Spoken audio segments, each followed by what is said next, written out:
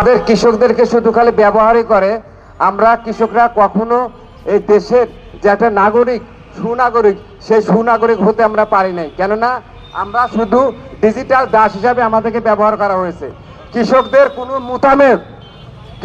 কোনো মতামত বা কৃষকদের সাথে যে আমাদের যে সমস্যা সমাধান করার জন্য যে একটা পরামর্শ বিষয়, কখনো কোনো কৃষকদের সাথে কোনো কৃষি মন্ত্রণালয় বা কৃষি অফিসাররা কখনো তারা বসে না।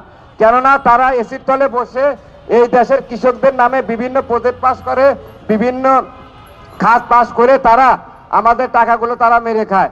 আমাদের কখন কোন ফসলের মৌসুমিতে কখন কি অনুদানগুলো আমরা যায় আমরা সেটা সঠিকভাবে আমরা জানি না, আমাদের জানানো হয় না।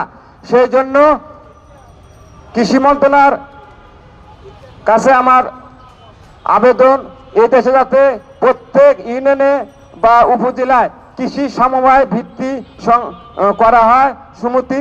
সেই সমবায় সমিতির মাধ্যমে আমাদের সমস্যা যেন আমরা সমাধান করতে পারি।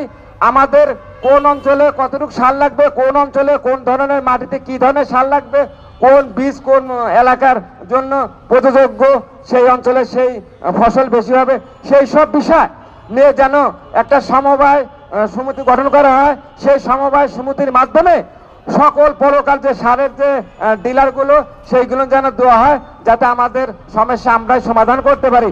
আমাদের সমস্যা নিয়ে আপনাদের এসির তলে বসে ওই কুপরামর্শ করা লাগবে না।